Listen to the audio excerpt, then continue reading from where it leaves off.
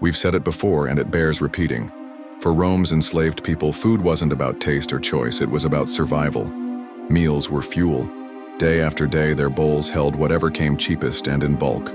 Coarse bread, thick porridge, and pulses. Sometimes there were scraps from the master's table, the stray heel of bread or a spoonful of sauce.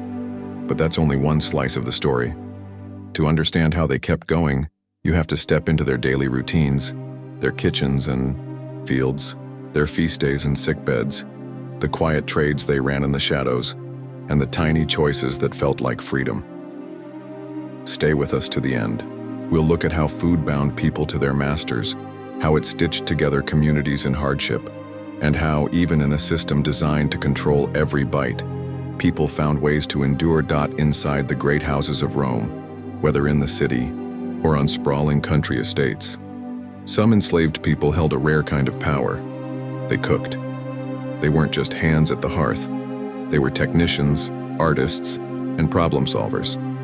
A household cook had to feed everyone from the masters, family to guests and staff, often on a tight clock and with no margin for error. The more skilled they were, the more access they had to quality ingredients. Fresh fish for the evening stew, cinnamon and pepper fetched from distant markets, fragrant herbs from the villa garden. Their status was higher than field hands or miners, not only because they worked indoors, but because they produced something that moved the household's most powerful people: taste. A signature dessert, say, a rich date cake glossed with honey and spiced wine, could become a cook's calling card, the dish guests praised and remembered. But the work demanded more than talent. They managed open flames, heavy clay pots, brittle ceramic lids, and smoky ovens that ran too hot or not hot enough. There were no thermometers, no timers, only experience, judgment, and constant attention. A burned roast wasn't just dinner ruined. It could mean the loss of favor, or worse. To hold that favor, cooks had to make food both nourishing and irresistible. They learned to preserve and intensify flavor, drying herbs, curing fish, salting meats, and fermenting sauces. Among their most prized tools was garum or liquamen, a fermented fish sauce beloved across the empire. Making it wasn't simple. Layers of fish and salt, the right vessel, the right heat, patience, and precise proportions. When it turned out well, it sparked a depth of savor that lifted humble ingredients into dishes worthy of the masters. Table. They also mastered the art of transformation. Barley and lentils on their own are bland. With lovage, coriander, bay, and a splash of oil, they became fragrant and satisfying. A cook with a pinch of pepper and a bit of defrutum, grape, must boil down into a dark syrup, could spin a humble pot of porridge into something rich and sweet. When honey was available, it gilded fruit and nuts into confections that felt like luxury on the tongue. A good cook made the ordinary tempting.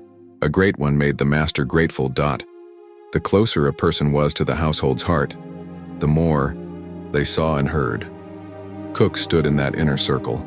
They were close to conversations, privy to moods, and able to build trust, not only with their craft, but with their loyalty. This proximity brought small freedoms: better rations, a second serving, a chance to taste before the plate left the kitchen. Some masters taught their cooks, or let them experiment with new techniques and imported ingredients. The trade-off was constant scrutiny. A dish that seemed off could be read as insult or threat. Rumors of intentional harm, even if unfounded, were dangerous. Talent was a shield, but it was also a liability. Every now and then, excellence opened a door. A cook who dazzled guests, saved a banquet, or ran the kitchen with flawless efficiency might be manumitted, freed. It didn't happen often, but it did happen. Freed cooks could open food stalls or taverns, train apprentices, and build reputations of their own. That possibility, however narrow, was fuel. It told everyone in the kitchen that mastery mattered. If you could bring one modern dish back to a Roman banquet as your ticket to freedom, what would it be? A slow-smoked brisket with a pepper crust? A silky custard tart perfumed with citrus? Tell us in the comments what would win your manumission. Beyond the kitchen, the calendar offered rare relief. In December, Saturnalia turned social order on its head, at least symbolically and in many households. Roles were relaxed, masters served, The enslaved reclined at table and joked freely. Everyone wore the soft felt cap, the pileus, and exchanged small gifts, sigillaria, little figurines or tokens. Work paused, songs carried through courtyards, and the house brimmed with laughter. If you lived the rest of the year on barley, mush and rough bread, Saturnalia was a revelation. A centerpiece might be a roast pork joint or cured ham, fatty, fragrant, the absolute opposite of thin gruel. Sausages sizzled, birds roasted until the skin crackled. Bowls of olives, cheeses, and nuts went round. The wine, usually diluted heavily, flowed more freely and tasted richer, cut with herbs and honey. For a few nights, the enslaved tasted the food they normally prepared but didn't get to eat, and it changed how they felt in their bones. The extra calories rebuilt strength worn down by the year. The permission to laugh and tease the master, lightly and in the spirit of the festival, loosened knots of fear. And for the master, the spectacle was a pressure valve, a way to prove generosity and reset the balance. But dawn always came. The caps were put away. The banter stopped. The dining couches emptied. People slid back into place. Going from ham and wine to barley porridge and stale bread was like falling from a warm bath into cold air. It sharpened the edge of hunger.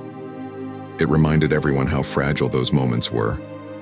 How do you keep going when abundance is a holiday costume, and the rest of the year you wear hunger like a second skin? Under constant labor and thin rations, bodies broke down. Diets covered basic calories, but skipped crucial nutrients. With few fresh greens in winter, what we'd now call vitamin C deficiency could creep in. Weakness, swelling, bleeding gums. Limited access to meat meant iron ran low, dragging energy with it, leaving people lightheaded and exhausted. Work didn't stop for any of this. Fields demanded bending and lifting. Mines demanded the impossible underground. Infections stalked everything. Water might come from a city cistern, a roadside spring, or a well near the latrine. Storage jars weren't sterile. Vermin found their way to grain stores. Bread went stale and sometimes moldy. Spoiled food still delivered calories, but it could sicken you. Parasites were common. It's hard to absorb nutrients when worms share your meals. Care, when it came, was practical. If you were strong and useful, the steward might lighten your load for a few days and give you something more nourishing. A doctor could be brought in, especially in cities or on wealthy estates if the return on that investment looked good. Honey and wine might be used to clean a wound. Compresses of herbs, mint, rue, thyme, could ease aches.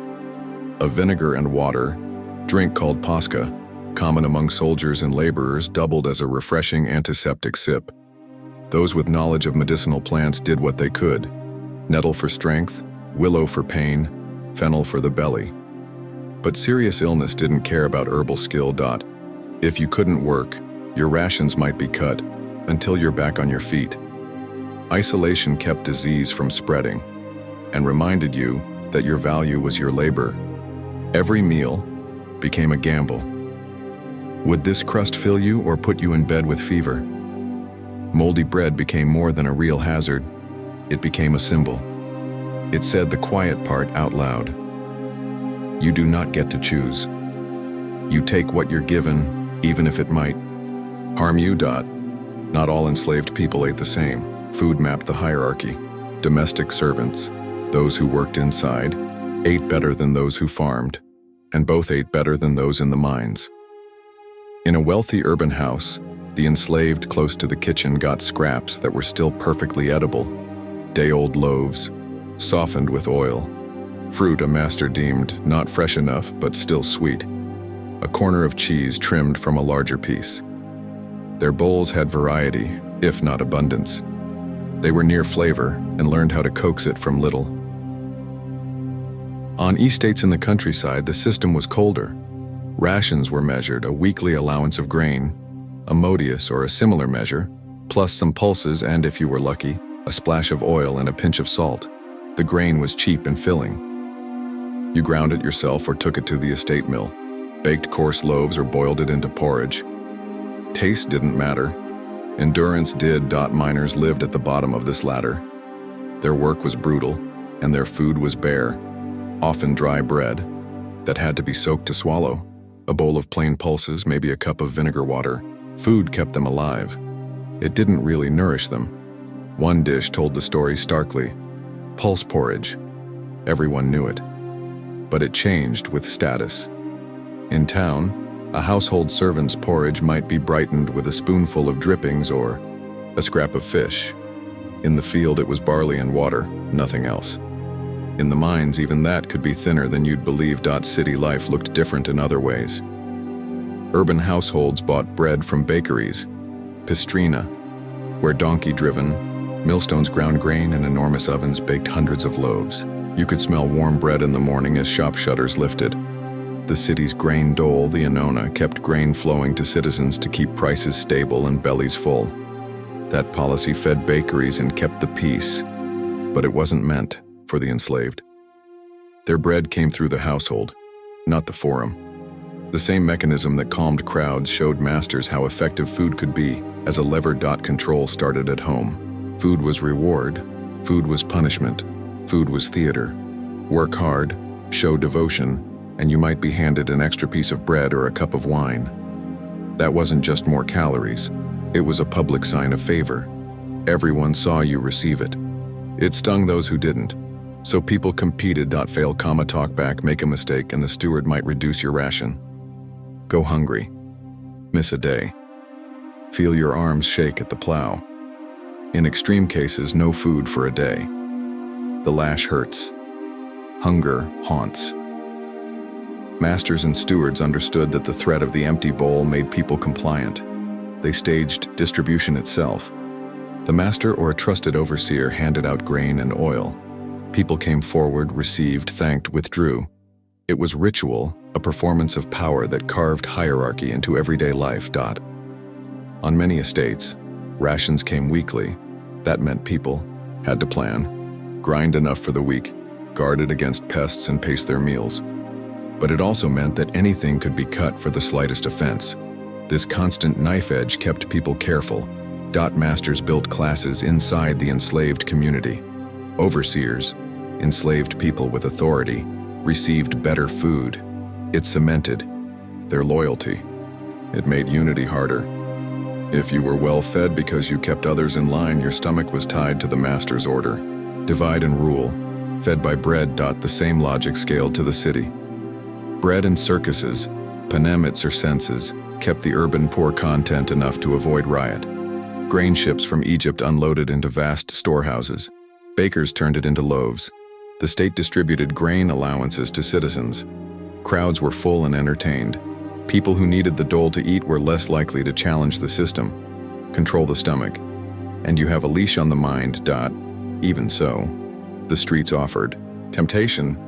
Rome's cities pulsed with food stalls, thermopolia, stone counters with clay jars sunk into them, glowing embers under one corner to keep food warm. They sold hot stews of lentils and peas, roasted chestnuts, sausage slices, thick porridges flavored with herbs, and occasionally small cuts of meat. You could buy a scoop of something fragrant, eat standing in the doorway, and be on your way. For citizens and freed people, it was convenience. For the enslaved, it was out of reach, unless you had coin. Masters often preferred to feed the enslaved, directly guarding both stomachs and wages. But there were pathways to money. Some enslaved people received small tips. Others were allowed to run a side economy, a peculium, saving small amounts earned from extra work or selling tiny goods, with the master's knowledge. It wasn't always generous. Masters could claim part or all of it. But sometimes, carefully, over years, a person saved enough to change their circumstances. In the short term, a handful of coins meant you could buy a hot bowl of beans on a cold morning. That first mouthful felt like something else entirely. Choice. Not the ration you were handed, not yesterday's leftovers, but your pick. The smell of rosemary in the steam, the salt on your lips, the warmth in your hands. It wasn't just food, it was participation. For a few minutes standing at the counter, you were just another customer. You forgot the steward's ledgers. You forgot the lash. You remembered the city belonged to you too, if only in that sliver of time. And then it was gone. Coins evaporate quickly. The counterman tipped the last of your beans into your bowl. You scraped it clean. The feeling lingered anyway.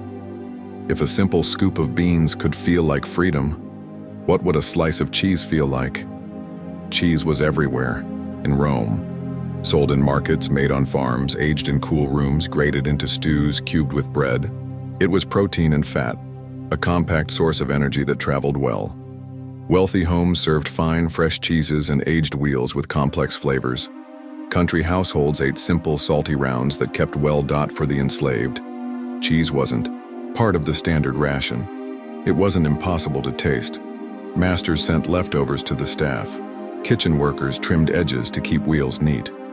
But to sit, peel back the cloth and cut yourself a slice, that was luxury. It wasn't about calories. It was about pleasure, choice, the freedom to eat something simply because it tasted good. When someone saved a little or earned favor and bought a piece of cheese, it meant more than food. It was autonomy in your hand. The crumble on your tongue said, "For once I decided." A master might not notice. For you, it was an event you planned all day, replayed in your head, and promised yourself you'd manage again. A private reward taken when no one was looking. A reminder that you were a person, not only a pair of hands. There were other avenues for dignity and hope. Some enslaved people, especially in the countryside, were allowed a plot of land on the estate's edge.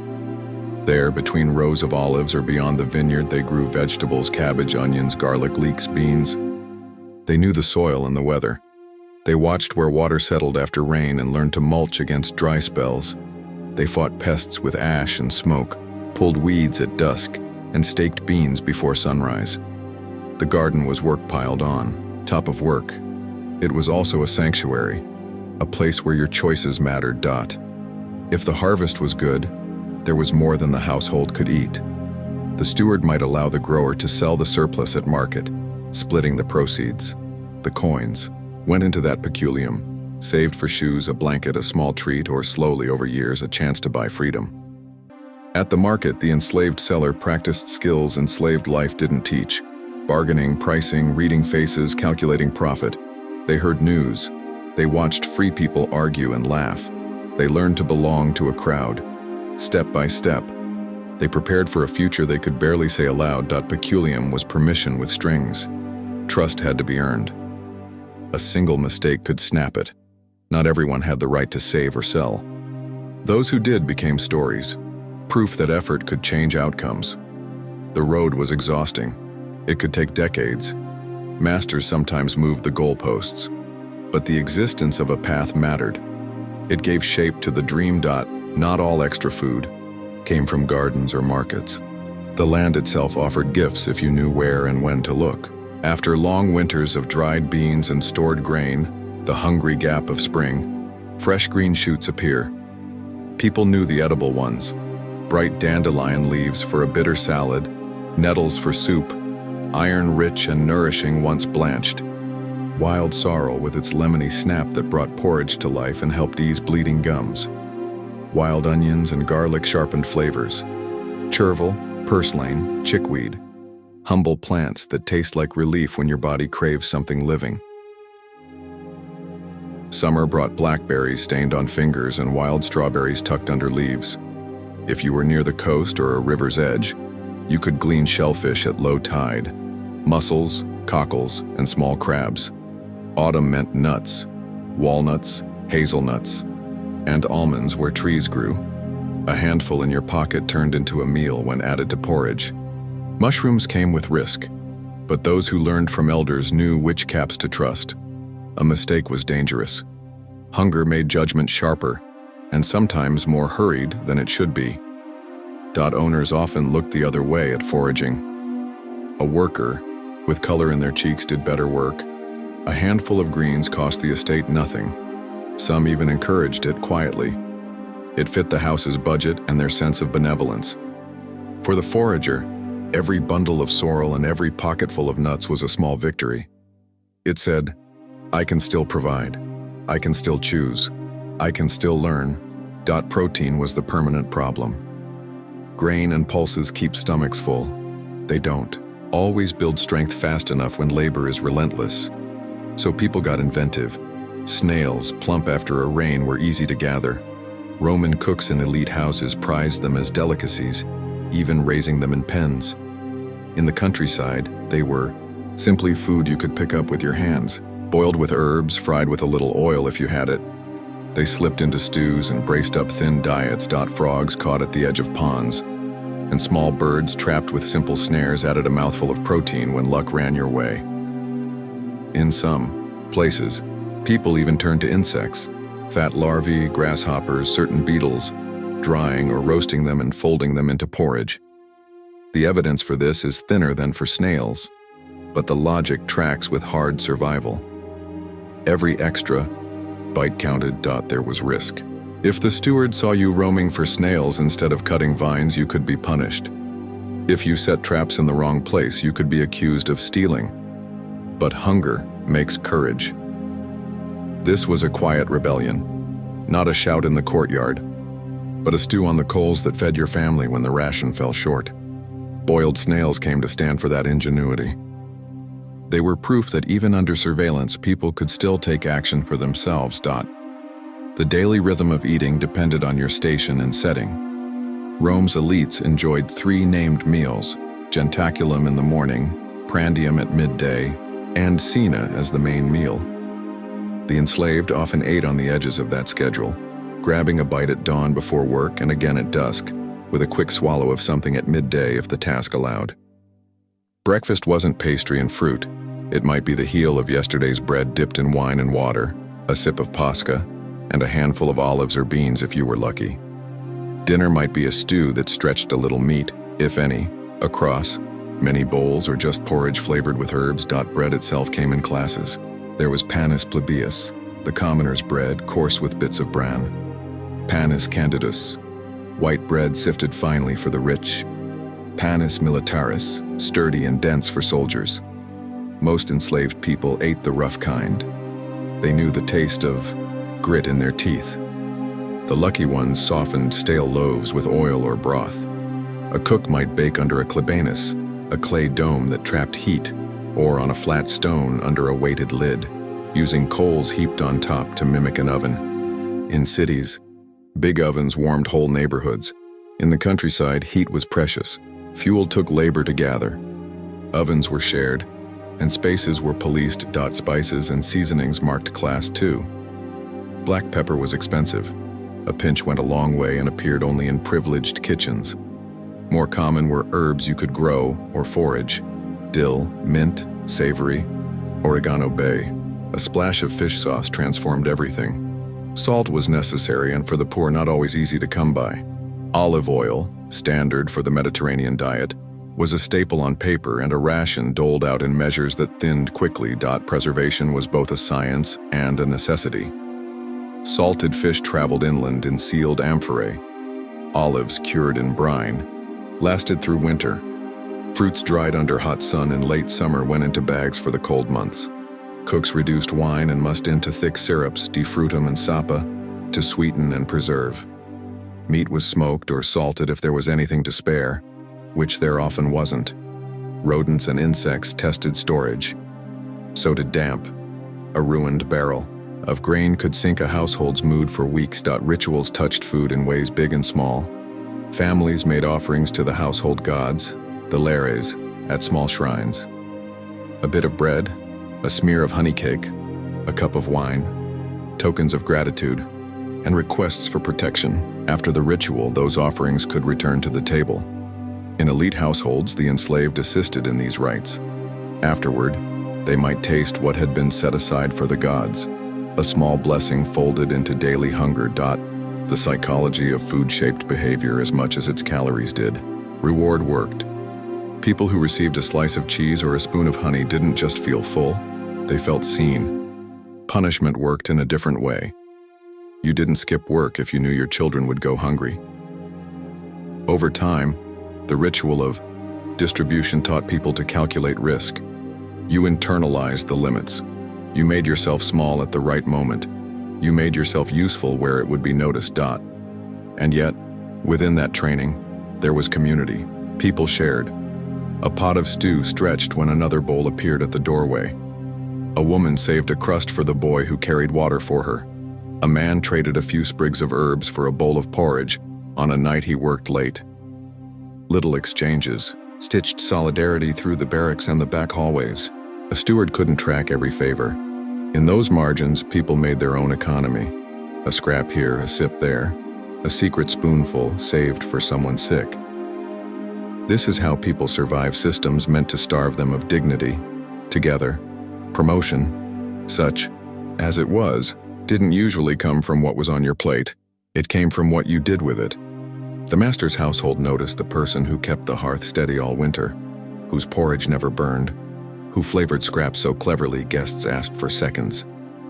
They noticed the man who returned the oil jar with the same weight it left, with the woman who measured grain and never came up short, the boy who learned to sharpen knives and kept them keen without being told. It wasn't fair. It wasn't always consistent. But skill built trust, and trust sometimes built opportunity. So how do you climb when your master mostly sees your lunch? You climb by making that lunch a testament. Hot on time, seasoned just right, stretched to feed one more person without being asked. You climb by learning to fix what breaks, to smooth what's rough, to predict what's needed before anyone asks. None of this should determine a human's worth. In a brutal economy, it did. Zoom out, and you see how deeply food underpinned Rome itself. Latifundia, vast estates owned by the wealthy, ran on grain and oil and wine and the labor of the enslaved. Shipments from Sicily, Africa, and Egypt filled the capital's warehouses. Mills turned day and night, bakers kneaded before dawn. In that machine, control of food, who grew it, who stored it, who handed it out, equaled control of people. Masters used the logic of the city at home. The city used the logic of the household on a grand scale. Stability depended on keeping bellies just full enough. Even the vessels tell a story. Amphorae, tall clay jars, stacked in warehouses, smelled of brine and wine. Dolia, huge storage pots sunk into floors, kept grain relatively cool. Kitchen shelves held mortars and pestles for grinding herbs, sieves for sifting flour, ladles, carved from wood, and knives whose edges thinned with use. Smoke-blackened rafters. Ash drifted. Hands cracked from heat and water. The cook's world was a choreography of weight, heat, and timing. And beyond the estates and kitchens out in the hills, people bent over their little plots, eyes on the dirt, dreaming bigger than the horizon allowed. Someone planned to sell bunches of radishes this week and buy a blanket before frost. Someone else tucked a coin into a cloth and hid it under a loose stone. Peculium turned work into possibility. Manumission, freedom, turned possibility into law. A freed person often took a version of the master's name and retained obligations, but their body was their own. The road there ran through fields and markets and the quiet corners of kitchens. We've walked a long way through meals that were sometimes barely meals at all. We've seen how food funded power and resistance. We've heard how a festival could mend bodies and spirits for a week and then vanish at dawn. We've tasted porridge brightened with sorrel and beans sweetened with must. We've watched a cook save a dinner with garum and a handful of herbs and stood with someone at a food stall, breathing in steam and choosing, just this once, what to eat. The enslaved people of Rome lived inside a system that used food to mark rank, to teach, obedience to reward and punish, and still they found ways to share, to forage, to stretch, to savor, to remember that they were more than the system allowed. A bowl of beans bought on the street was a minute of freedom. A slice of cheese was proof that pleasure belongs to everyone. A pot of boiled snails said, "I can take care of mine." These stories matter because they remind us that history isn't just emperors and battles. It's kitchens and gardens, bruised knuckles and sore backs, jokes told at the hearth, and secrets saved under floorboards. It's how people made meaning when the world tried to deny them even that. If this journey through Rome's kitchens and fields moved you, tell us, what daily life should we explore next? The markets of medieval Cairo? The workyards of a Victorian mill? The pantry of a samurai household? Drop your ideas in the comments. We're here to keep telling the human story, bite by bite, day by day.